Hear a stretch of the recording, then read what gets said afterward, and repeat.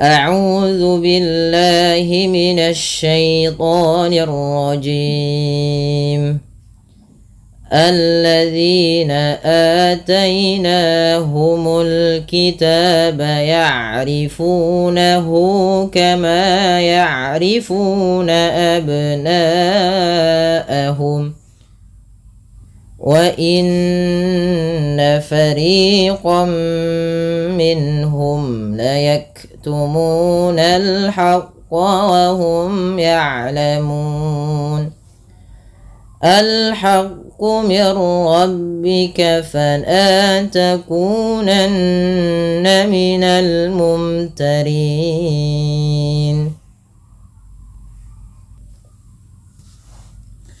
Baik, kita perhatikan pada lafal alladzina ataina. Pada lafal ayat alladzi ini jangan dibaca ulladzi ya teman-teman. Ada huruf alif di awal kalimat bertemu dengan alif lam di sini. Ini biasanya dibaca dengan fathah. Tidak, ini bukan tanda harokat ya, tapi dia merupakan hamzatul wasal. Yang dimana kalau hamzatul wasal di awal kalimat, di awal bacaan dibaca dengan a. Kemudian pada lafal zina ada mad tabi'i, dan hati-hati dalam melafalkan huruf zalnya, jangan terubah menjadi huruf zai ya. Ini sering kali kita ulangi.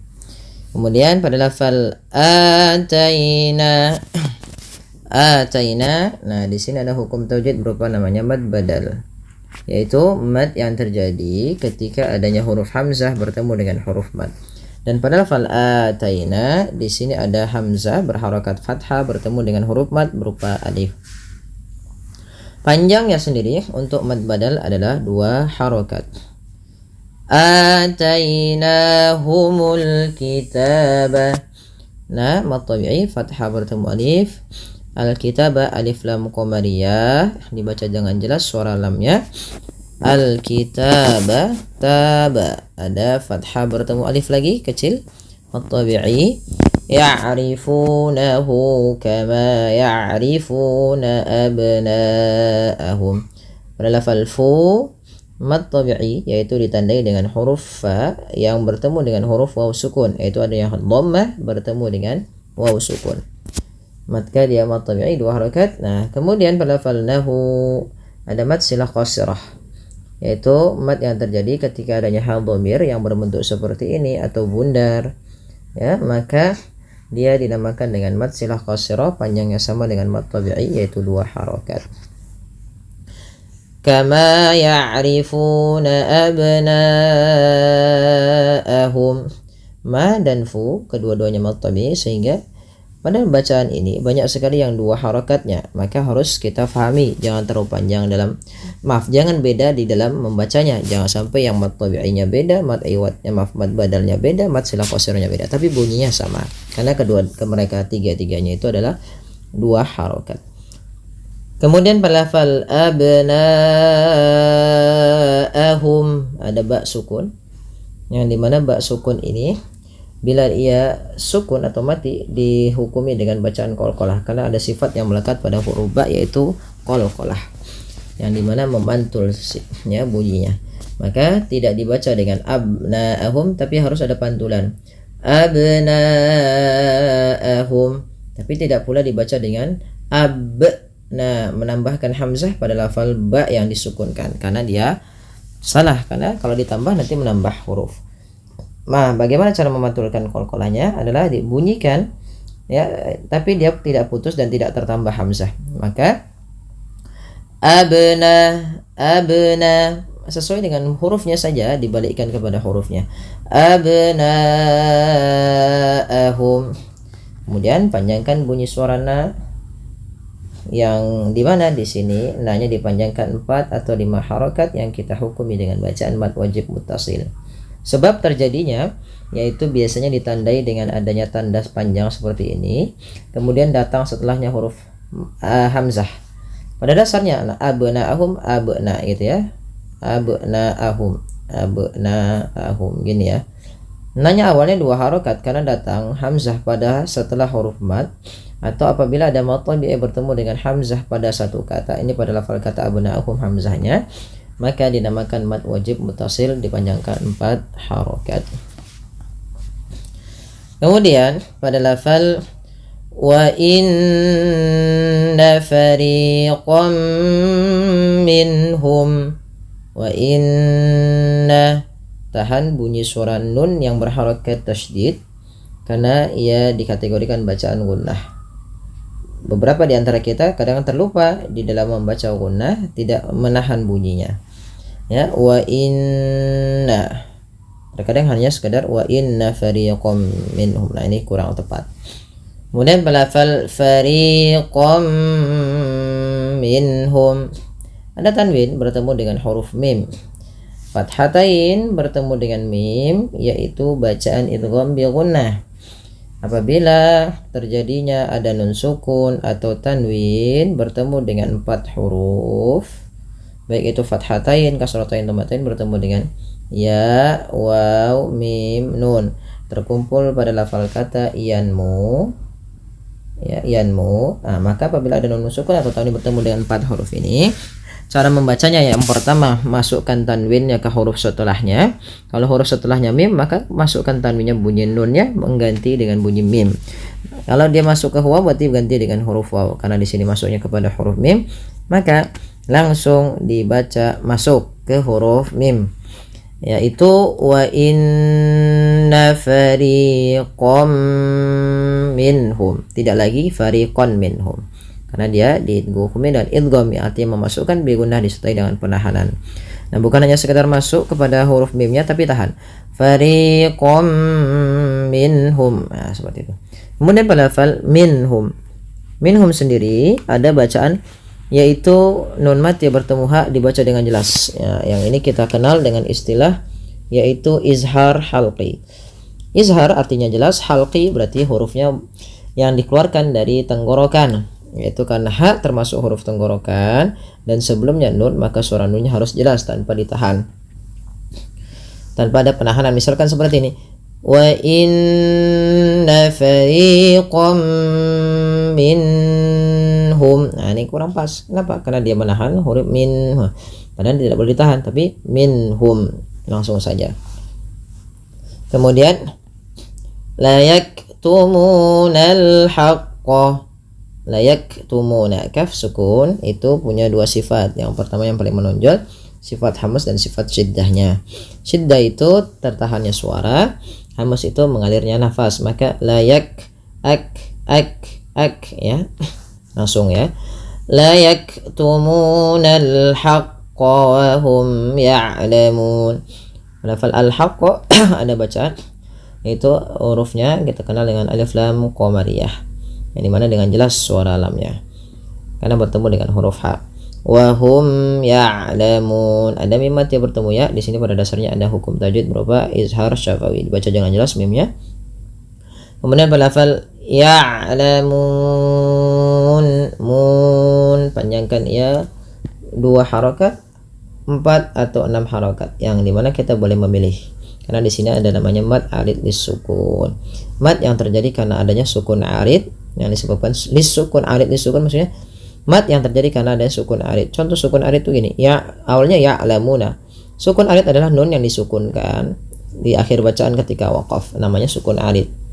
Nah, apabila ada sukun arid didahului dengan huruf mad berupa waw di sini, atau huruf-huruf yang didahului dengan huruf mad lah, baik alif, waw atau ya, maka dibaca dengan mad arid lisukun. Kita boleh memilih, tapi kita ambil yang tengah-tengah saja, yaitu yang dibaca dengan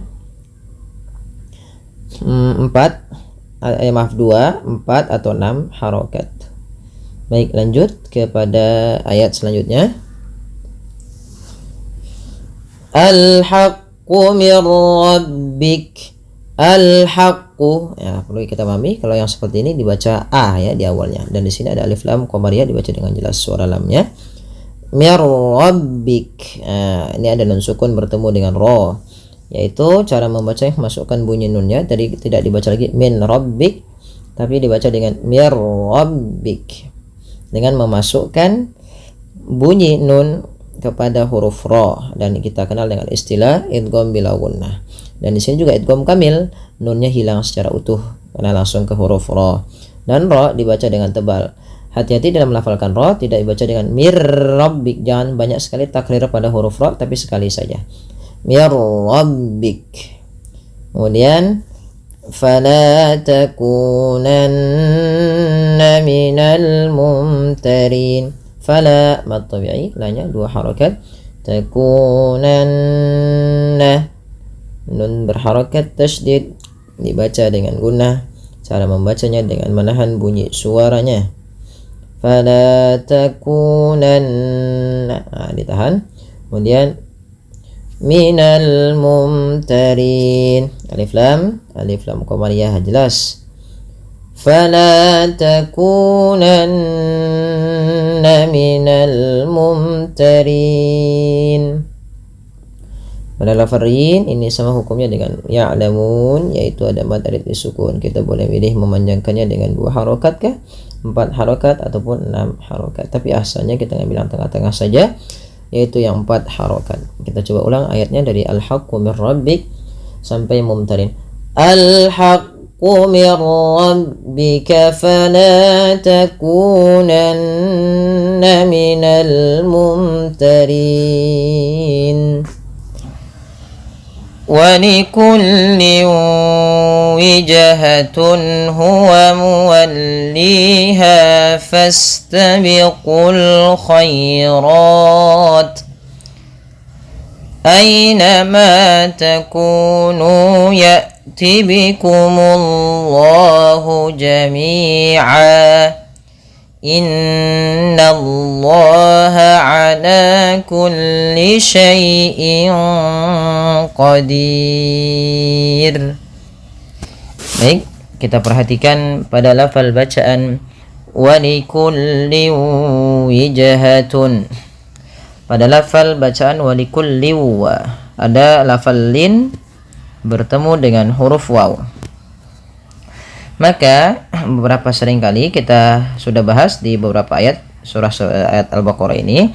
Maka kita hanya mereview saja, yaitu tanwin, ketika tanwin bertemu waw, ini usahakan dimasukkan kepada huruf waw, ya, karena bacanya dimasukkan, dan ini kita kenal dengan istilah namanya idgham. Maka bunyinya awalnya walikullin, ketemu waw jadi walikulliu. Yang selanjutnya yaitu ketika sudah dimasukkan ditahan dengan gunnah sepanjang 2 harakat. Maka walikulli wijhatun, bukan hanya sekedar masuk, bukan hanya sekedar walikulli wijhatun, tapi tahan dulu 2 harakat. Dan inilah yang kita kenal dengan istilah namanya idgham bi gunnah. Walikulli wijhatun huwa muwalliha. Wijhatun, pantulkan pada lafal huruf jim yang berharokat sukun, karena ia bacaan qalqalah. Kesalahan yang terjadi dalam baca qalqalah itu tidak mantul. Misalnya walikulli wijhatun itu tidak memantul. Kemudian yang kedua yaitu menambahkan hamzah. Contoh wij gitu, itu nambah hamzah. Harusnya tidak boleh tambah hamzah. Walikulli wijhatun, ya, wijhatun huwa muwalliha.